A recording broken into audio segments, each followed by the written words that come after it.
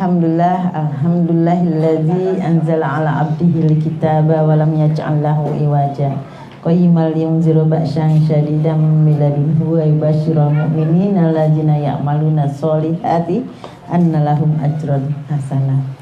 Ibu-ibu yang berbahagia pada sore hari ini, mari kita bersyukur kepada Allah atas segala nikmat, limpahan rahmat, hidayah dan segalanya yang diberikan kepada kita sehingga kita bisa berkumpul dalam keadaan damai, sejahtera, gak ada masalah kan Bu?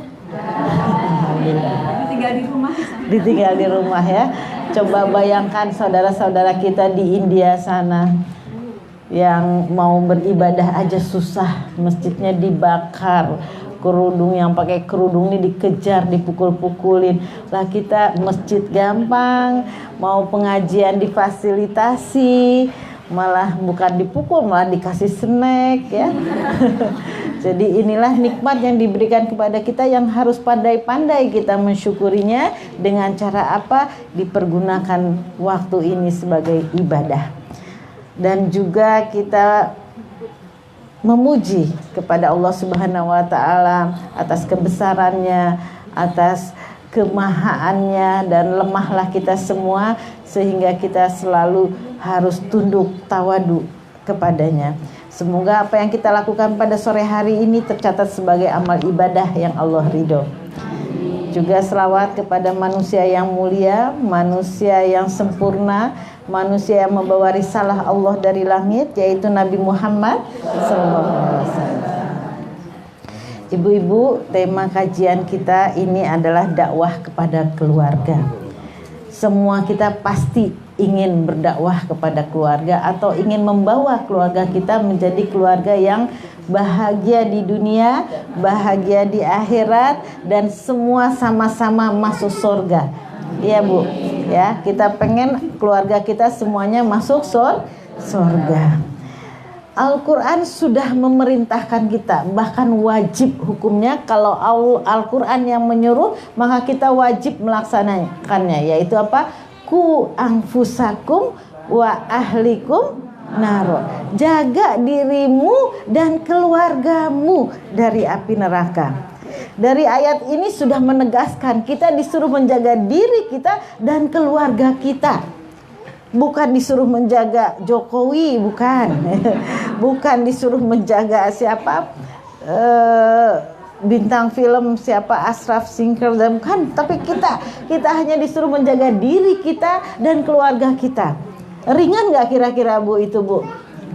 Terbayang nggak kalau setiap diri kita menjaga diri kita dan keluarga kita, maka semua keluarga-keluarga yang ada di sini ya, di kota gede ini, semuanya terjaga menjalankan perintah Allah dan meninggalkan larangannya. Maka setiap rumah semuanya menjaga dirinya dan keluarganya, semua satu Indonesia. Maka berapa puluh tahun atau berapa tahun kemudian anak-anak akan bertanya kepada kita, Bu, KPK itu apa sih? Narkoba itu apa sih?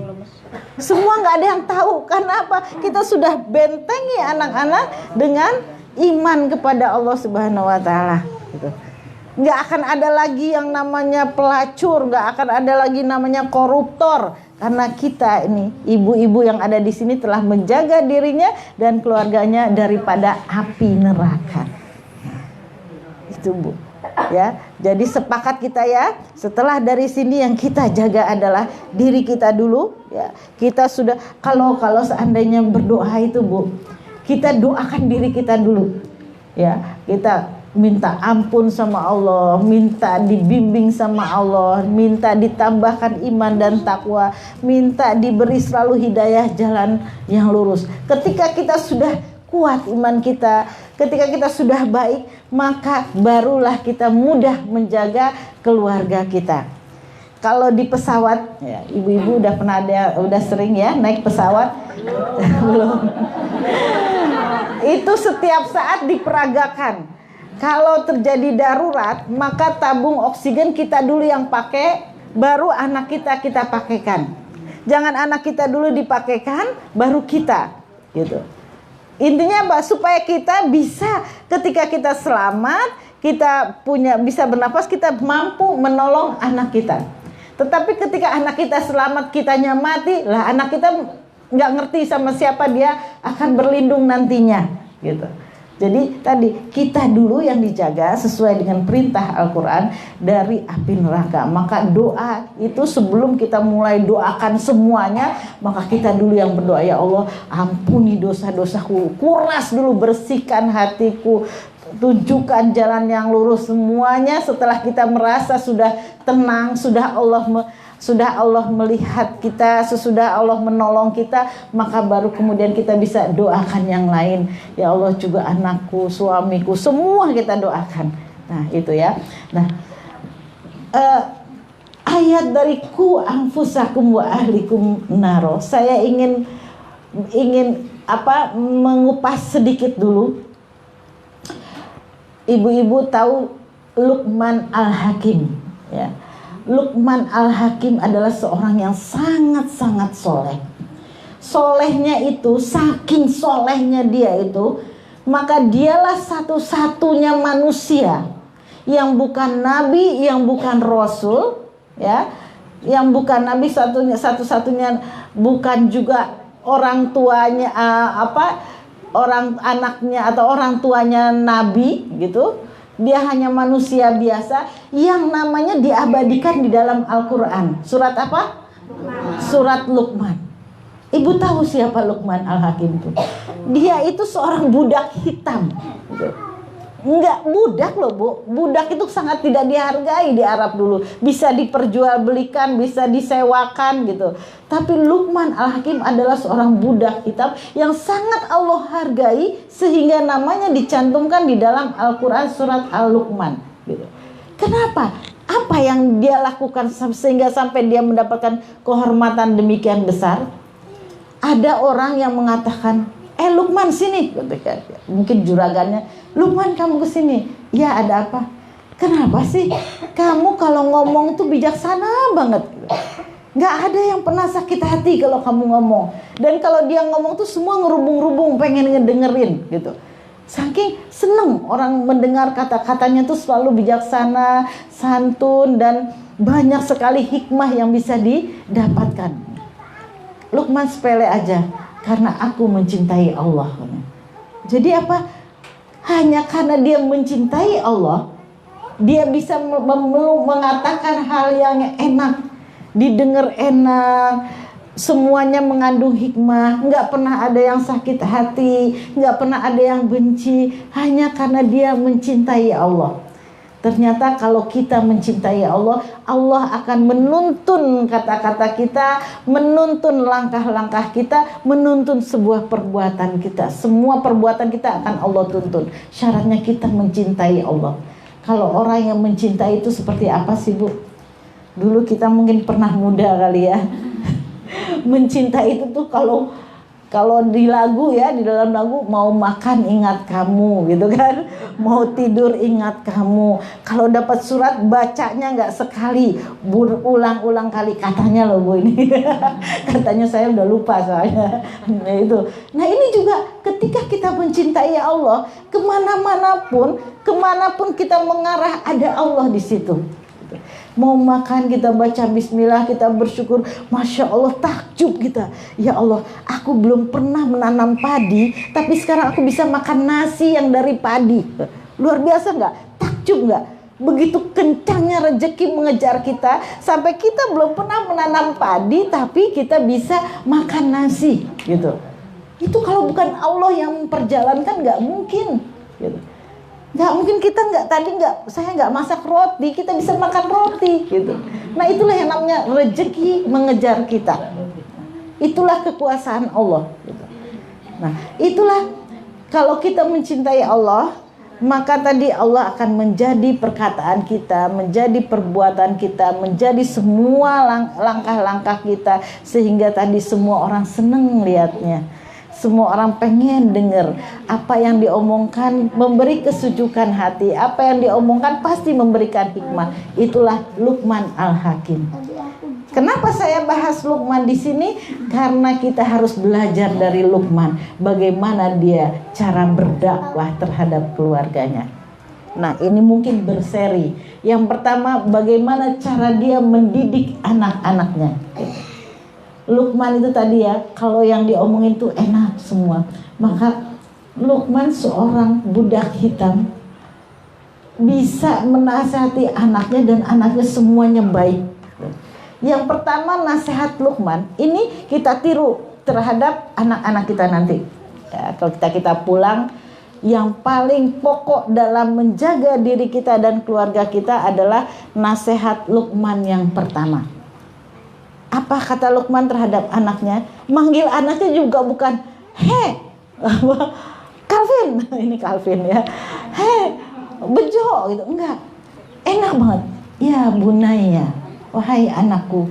Coba sekarang praktekkan. "Wahai anakku, kamu mandi ya." "Wahai anakku, kok kamu jajannya banyak ya."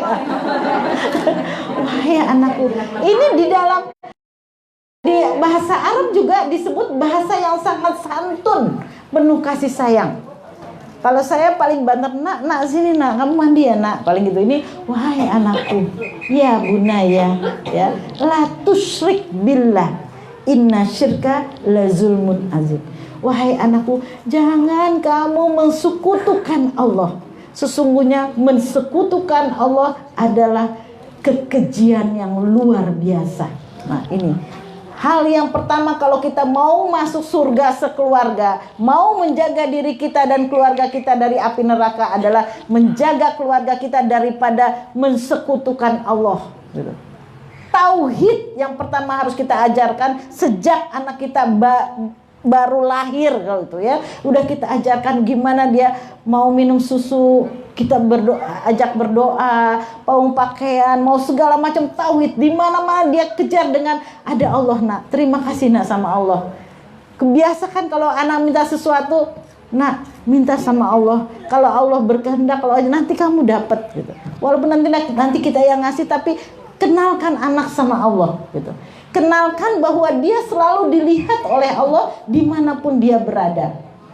Dimanapun dia berada, dia kenalkan bahwa dia selalu ingat Allah. Kalau kita sudah menanamkan tauhid pada anak, bahwa dia selalu dilihat oleh Allah, kita tenang, Bu. Kemana-mana pun dia berada, dia tidak akan melenceng. Karena dia tahu apa? Dia sedang dilihat oleh Allah. Kalau dia merasa, aku tuh tidak melakukan ini karena takut sama orang tuaku. Nah, ketika orang tua tidak melihat, dia pasti melakukan hal yang tidak kita sukai, gitu. Tapi kalau Allah, kita kenalkan dari kecil bahwa Allah selalu melihat dia dan mencatat apapun yang dia lakukan, maka dia tidak akan melenceng jauh-jauh. Kita nggak bisa, Bu, ngawasin anak. Bo, sekarang ibu nggak tahu anak kita di rumah lagi ngapain. Lagi ngapain, Bu, anak kira-kira sore gini? Main apa? Main HP. Pasti nggak yang dilihat tuh apa? Cacing, ya. Yang dilihat aja nggak tahu kita, gitu. Nah, artinya apa tadi? Betapa lemahnya kita tidak mampu mengawasi anak kita. Nggak pernah. Satu kamar, satu rumah pun nggak pernah tahu kita. Sebenarnya dia lagi ngelihat apa? Dia lihat, oh lagi belajar, padahal di balik buku tuh lagi ada HP-nya, gitu. Oh dia lagi nyatet pelajaran, padahal lagi nulis surat cinta. Bisa. Tetapi ketika dari kecil sudah kita kenalkan dengan Allah, tauhid dia, akidah dia kita kuatkan, maka kita dia mau kemanapun santai aja kita. Dia akan selalu merasa dilihat Allah. Karena apa? Dari kecil sudah kita perkenalkan dengan Allah. Ya. Anak saya jualan misalnya ya. Ketika anak saya jualan, nak itu dicuci dulu tadi jatuh ke bawah. Mah, nggak lihat ini orang mah. Ya, kamu orang nggak lihat tapi Allah lihat. Nah, gitu loh. Biasakan seperti itu. Kamu orang nggak lihat tapi Allah lihat. Gitu. Ada sebuah cerita seorang soleh gitu. Dia itu kayaknya udah pernah cerita lagi ya. Dia itu orang yang sangat soleh dan prihatin. Istrinya juga prihatin sehingga makannya makan sederhana setiap hari. Ya, sego apa kalau di sini sego jangan gitu ya. Ini dia makannya sangat sederhana. Pada suatu hari istrinya mengumpulkan uang, terus mengumpulkan uang, akhirnya bisa memasak makanan namanya halwa. Gitu. Halwa itu masakan yang paling enak di negeri Arab sono. Gitu. Dia akhirnya sudah bisa memasak dan ingin dipersembahkan pada suaminya. Hai anakku, berikanlah kepada ayahandamu ini masakan terlezat yang ibu berikan kepadanya, hasil dari ibu menabung berbulan-bulan. Si ibunya tuh. Akhirnya, Bapak sudah lama tidak makan enak, silahkan makan Pak. Baru aja mau nyuap, tiba-tiba apa? Ada orang gedor-gedor, dor, buka. Wahai anakku, bukakan dia, karena saya lupa namanya, itu dia cacat, dia nggak bisa bangun. Akhirnya sama anaknya dibuka, ternyata yang datang orang gila. Lapar makan, kata orang gila tadi. Terus akhirnya apa? Halwa itu diberikan sama orang gila tadi. Dimakan sampai ngeces gitu, saking enaknya makan, dan sampai habis dan dibanting piringnya, ya, dan langsung pergi. Gitu. Namanya juga orang gila. Akhirnya anaknya kecewa. Ayah, kenapa ayah lakukan ini? Kasihan mama yang sudah mengumpulkan uang untuk bisa membahagiakan ayah, memberikan masakan yang enak, sementara ayah berikan kepada orang gila. Tahukah ayah, orang gila itu kalau dikasih makanan apa aja pasti dia terima. Dia nggak tahu makanan yang enak atau tidak. Tapi ayah memberikan ini makanan yang terenak. Apa jawab ayahnya tadi? Nak, orang gila itu tadi memang tidak tahu dia mana makanan yang enak, mana yang nggak enak, mana yang mahal, mana yang murah, dia tidak tahu. Tapi Allah tahu nggak? Seperti gitu. Allah tahu nggak? Artinya apa? Allah akan mencatat ini orang baik banget gitu loh. Yang enak yang diberikan kepada dia walaupun itu hanya orang gila gitu. Kira-kira bisa nggak kayak gitu, Bu? Ya. Artinya apa? Kita jujur, kita tahu bahwa Allah melihat kita. Apapun, ketika kita jualan, ketika kita memberi, ini nggak apa-apalah, ini agak basi dikit kita kasihin ke orang nggak akan merasakan. Yang tahu kan kita. Ya, tapi Allah lihat nggak? Nah, itu yang harus diperkenalkan kepada anak kita sejak anak kita kecil. Rasa tauhid, rasa bahwa dia selalu dilihat Allah, bahwa dia selalu harus bergantung kepada Allah, bahwa dia selalu hidup ini hanya untuk beribadah. Coba ibu kalau bisa mampu mendidik anak ibu dengan akidah tauhid yang kuat, ibu akan merasa damai sampai dengan meninggal, nggak pernah takut apa-apa. Anakku ada di Mesir, tenang aja, nggak apa-apa, ada Allahnya di sana. Bahkan anakku dulu, saya punya saudara, Bu, suaminya lari dengan perempuan lain, anaknya 7, kecil-kecil gitu. Anaknya 7 kecil-kecil, ibunya harus pontang-panting cari makan buat anak-anaknya, berserta di situ ada orang tuanya yang sudah tua gitu. Jadi ibunya mencari makan buat anaknya yang ketujuh-tujuhnya, terus juga buat kedua orang tuanya yang sudah renta. Anaknya kecil-kecil gitu. Tahu-tahu si ibunya itu mendapatkan kecelakaan dan meninggal. Bayangkan gimana kita sebagai nenek kakek ditinggalin anak 7 sementara kita tidak bekerja. Ketika beliau, bapaknya itu kebetulan kakak dari ibu saya, bilang ke ibu saya, aku nggak khawatir dengan diriku yang sudah tua ini, tapi bagaimana yang dengan 7 anak ini? Dia bilang gitu. Bagaimana dengan yang 7 anak ini? Apa jawab ibu saya? Allahnya kan ada. Ya, ini kepercayaan tauhid yang tinggi bahwa Allah tidak akan melupakan yang 7 ini, bahwa Allah pasti akan menghidupkan anak yang 7 ini. Dan sekarang 7-7-nya menjadi orang yang hebat semua, hafal Quran dan menjadi pemimpin yang benar-benar agamanya bagus gitu. Nah, ini membuktikan bahwa kita tidak akan rugi atau kita akan hidup mati tenang apabila rasa tauhid akidah sudah ditanamkan kepada anak-anak kita gitu.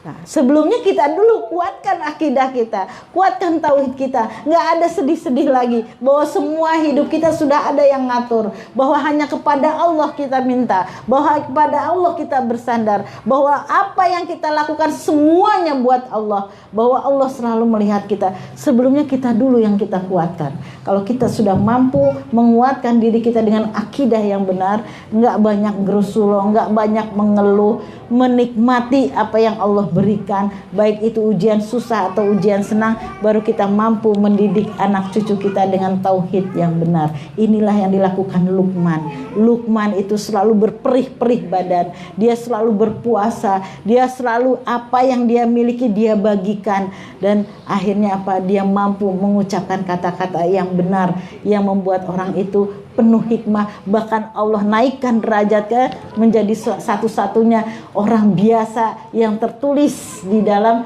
Al-Quran surat Al-Luqman. Itu nasihat yang pertama. Nasihat Luqman yang kedua adalah yang kedua adalah nasihat Luqman kepada anak-anaknya. Wa wasainal insana bil walidayhi hamalathu ummuhu wahnan ala wahnin wa fisaluhu fi amaini an ashkuruli wali walidayka ilal ashir. Ini enggak kelihatan. Ilayal masir. Ini nasihat Luqman untuk anaknya supaya dia berbakti kepada kedua orang tua. Dikasih tahu kepada anaknya, berbaktilah kamu kepada orang tuamu yang telah orang tuamu itu sudah hamil wahnan ala wahnin, berat bertambah berat. Nah, ini juga perlu kita ajarkan kepada anak. Nah, jangan durhaka kepada orang tua. Nah, nurut sama orang tua. Itu sebenarnya kita salah kalau kita ajarkan anak supaya nurut sama orang tua supaya kita senang, supaya kita bahagia. Bukan supaya buat kita anak itu berbakti kepada orang tua, tetapi supaya Allah sayang sama dia, gitu. Supaya dia diselamatkan Allah, supaya dia diangkat derajatnya. Jadi gitu. Kalau kita ngajarin anak, kalau saya, nah bukan buat orang tua, kamu mau bantu atau tidak mama masih bisa, gitu. Kamu mau nurut atau enggak, itu udah bukan, enggak akan ada pengaruhnya sama mama. Tetapi kalau kamu nurut sama orang tua, maka kamu akan disayang oleh Allah. Jadi bakti anak kepada orang tua perlu kita tanamkan. Karena anak orang-orang yang durhaka sama orang tua, hancur leburlah semua amal ibadahnya, gitu. Termasuk tadi musyrik tadi, semua kalau manusia itu mensekutukan Allah, syirik terhadap Allah, maka hancurlah semua amal ibadahnya. Ini dua hal yang dinasihatkan Luqman kepada anaknya. Yang pertama adalah tadi jangan mensekutukan Allah, yang kedua berbuat baiklah kepada orang tua. Ini adalah hal yang sangat pokok di dalam didikan kita kepada anak. Kita merasa lucu ketika anak kecil itu bisa melawan mama sih kayak gitu dengan mulutnya yang monyong yang kecil itu. Padahal itu adalah bibit membiarkan anak untuk bisa membentak kepada orang tua, berbahaya. Saya selalu cerita mana, nak kamu bentak orang tua tuh merah itu langit. Saking apa malaikat tuh marah gitu, marah. Malaikat tuh marah terhadap anak yang durhaka sama orang tuanya. Karena apa tadi sampai dikasih tahu sama Luqman, orang tuamu itu hamil bertambah berat dan bertambah berat gitu. Gak ada yang sanggup. Dan katanya kalau melahirkan itu sakitnya, bukan katanya, kita udah merasakan ya, sama seperti tulang yang dipatahkan gitu. Tulang kok dipatahkan dan gak cuma satu, berapa tulang dipatahkan serentak sakitnya. Sehingga tadi sama Allah ditinggikan derajat orang tua itu dengan apa? Bahwa anak wajib berbakti kepada orang tua.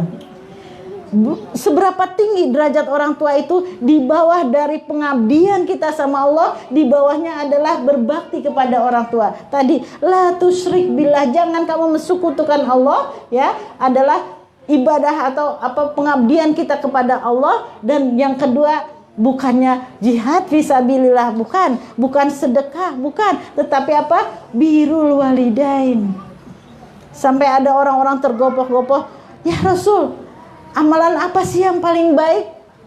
Kata Rasul, sholat pada waktunya. As-sholatu ala waktiha. Ini adalah pengabdian kita kepada Allah. Qultu summa ayu, lalu apa lagi ya Rasul? Birrul walidain, berbuat baik kepada orang tua. Nah tadi baru yang ketiga apa ya Rasul? Jihad fisabilillah. Ternyata yang berdarah-darah, yang kita bisa mati di sana, yang kita bisa kesakitan, itu nilainya cuma yang ketiga setelah kita berbuat baik kepada orang tua. Maka Luqman menangkap ini semua, mengajarkan anaknya supaya selalu berbakti kepada kedua orang tua. Sampai dikasih tahu, hancur lebur amal ibadahmu, kesalehanmu apabila kamu durhaka kepada orang tua. Ditambah lagi kalau musyrik, udah gak diterima lagi. Nah itu adalah nasihat Luqman yang kedua. Nah lalu nasihat Luqman yang ketiga kepada anaknya apa? Wahai anakku, lakukanlah semua amal ibadah itu karena Allah, bukan karena siapapun. Dan sekecil apapun ibadahmu akan dilihat oleh Allah. Biarpun kamu sembunyikan di bawah batu gunung yang tidak terlihat, Allah tetap melihat. Sampai kayak gitu Luqman. Sekecil apapun yang kamu lakukan, Allah akan lihat dan Allah akan membalasnya. Apabila amalmu baik, Allah akan membalas kebaikanmu, dan apabila amalmu buruk, Allah akan membalas keburukanmu. Tuh, diajarkan Luqman kepada anaknya bahwa apapun yang kamu lakukan akan ada pertanggungjawabannya dan akan ada balasannya. Dari kecil udah diajarin gitu. "Ma, aku tadi jatuh." Lah kamu tadi salah apa? Apa kamu tadi menyakiti teman? Apakah kamu tadi ngelawan sama orang tua? Apa tadi kamu gak nurut? Apa tadi kamu gak sholat? Dikasih tahu bahwa anak itu, bahwa apa yang kamu lakukan sekecil apapun dibalas oleh Allah gitu. Itu nasihat Luqman. Jadi bagaimana indahnya ajaran-ajaran Luqman terhadap anaknya. Yang pertama tadi, jangan mensekutukan Allah. Kedua, berbakti kepada orang tua. Yang ketiga, selalu merasa dilihat Allah. Sekecil apapun kebaikan kita dibalas oleh Allah, sebesar apapun, sekecil apapun keburukan kita pasti dibalas oleh Allah. Sampai dikasih tahu Allah, biar kamu bersembunyi di gua yang gelap, di balik batu yang hitam, kamu melakukan dosa sekecil apapun, Allah pasti lihat.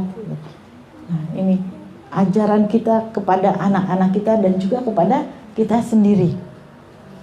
Dan ajaran Luqman yang keempat adalah, wahai anakku, apabila kamu berbicara dengan temanmu, jangan kamu palingkan wajahmu. Gitu. Hebat ya, seorang budak hitam yang gak dapat ilmu, tapi dia mengerti hikmah. Kalau ketika kita bicara, jangan buang muka, katanya. Jangan buang muka. Di sini Luqman ingin mengajarkan hablum minannasnya. Gitu. Hablum minannasnya. Ada nggak? Ini siapa sih? Kita lagi rame-rame nih ngajak ngobrol terus, udah kita balik, kita belakangin. Nggak boleh. Siapapun itu harus kita tatap wajahnya. Karena ini ternyata mengandung hablum minannas. Rasa bahwa kita tidak boleh sombong. Apapun kedudukan kita, apapun pakaian kita, apapun yang menyertai kita, tidak boleh sedikit pun kita memiliki rasa sombong. Dan dengan siapapun kita berbicara, kita harus bisa melihatnya, gitu. Melihat, tidak membuang muka. Ada seseorang bertanya kepada Rasulullah, "Ya Rasulullah, saya tuh punya tetangga, rajin banget sholatnya. Bahkan belum azan dia udah ada di masjid. 5 waktu dia di masjid. Puasa juga rajin Senin Kemis. Sedekah pun dia rajin. Tapi dia sering banget menyakiti orang lain. Kalau ngomong nyakitin banget. Misalnya kalau dia jejer dengan orang yang nggak dia sukai, dia langsung pindah. Safnya ada nggak kira-kira? Saf sholat, ada orang yang tidak disukai, dia langsung pindah. Ada ya. Terus kalau ngomong nyakitin terus katanya, nyakitin terus. Apa kata Rasulullah? Hiya finnar. Apa kata Rasulullah? Hiya finnar. Dia di dalam api neraka. Coba, rajin sholat, rajin puasa, rajin sedekah. Hiya finnar. Dia di dalam neraka. Ternyata apa tadi? Bukan dikatakan orang tidak disebut orang yang beriman, ya. Apabila tetangganya merasa tidak aman dari lisan dan perbuatannya. Nih, hati-hati. Ini nasihat Luqman ternyata. Padahal Rasulullah memang mengajarkan seperti itu. Hablum minanas kita perbaiki. Ya, kata-kata kita ternyata bisa membawa kita ke dalam api neraka. Perbuatan-perbuatan kita yang sebenarnya kita sudah rajin sholat, rajin puasa, itu hablum minallahnya kita bagus, ternyata hablum minanasnya jelek, kita tetap hiya finnar, kita di dalam neraka. Dan inilah yang diajarkan Luqman terhadap anaknya. Kalau berbicara, pandanglah dia. Intinya dari janganlah kita memiliki kesombongan. Walaupun kita pakai perhiasan yang mentereng dan sebagainya, kita pandang, kita perhatikan apa yang dikatakan. Jangan pengen kita terus yang didengarkan gitu. Dan ternyata apa, Rasulullah juga mengatakan seperti itu, bahwa jangan sampai ada salah seorang dari kamu menjadikan tetangganya tidak selamat karena perkataan dan perbuatannya gitu. Setiap dekat dia pasti sakit hati gitu. Ada aja yang dionek ke, kamu tuh mukenamu tuh berapa hari belum dicuci, kayak gitu kan. Nah itu kita sakit hati, jadi kita mau ke masjid, aduh ada ibu itu aku enggak lah gitu. Ketika kita pengajian seperti ini, ada aja yang dia ngomong, ini snacknya nih panitianya pasti gede nih untungnya nih. Ada aja pokoknya omongannya itu nyakitin aja gitu. Nah hati-hati, puasa kita, ibadah kita nggak direken lagi gitu. Nah, dan ini ternyata betul yang dilakukan oleh Luqman, bahwa kita tidak boleh seperti itu. Dan yang terakhir yang dinasihatkan Luqman, jadilah pribadi yang tawadu gitu, yang rendah hati. Jangan ada kesombongan. Sesungguhnya kita di sini itu tidak punya apa-apa. Semuanya kita ini hanyalah titipan dari Allah Subhanahu wa taala.